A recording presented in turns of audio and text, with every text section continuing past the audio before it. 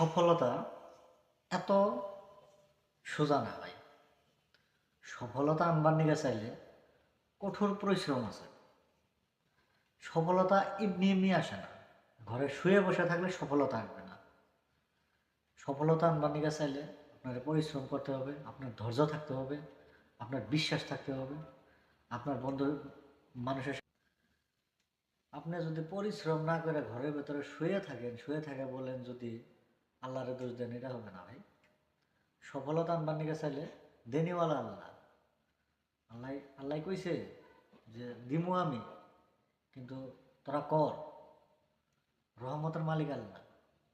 তো একটা বস্তু কি, আপনি কিছু সফলতা আনবার নিকে চাইলে মনের ভিতরে ধৈর্য থাকতে হবে, আত্মবিশ্বাস থাকতে হবে। আর যদি এই বস্তুগুলো না থাকে তাহলে তো আপনার সফলতা অসম্ভব। সফলতার মানেই না। সফলতা সিঁড়ি ধাপে ধাপে উঠবার গেলে অনেক কষ্ট, অনেক। জীবনে জীবনে ভালোভাবে সম্মান নিয়ে বাঁচতে হলে আপনার মেনলি প্রয়োজন টাকা। টাকা ছাড়া দুনিয়ার কোনো মূল্য নাই। আপনার ইম্পর্টেন্ট, সব থেকে ইম্পর্টেন্ট হলো টাকা। তো টাকা কামাই করতে হলে আপনাকে কঠোর পরিশ্রম করতে হবে। পরিশ্রম ছাড়া তো টাকা আসবে না।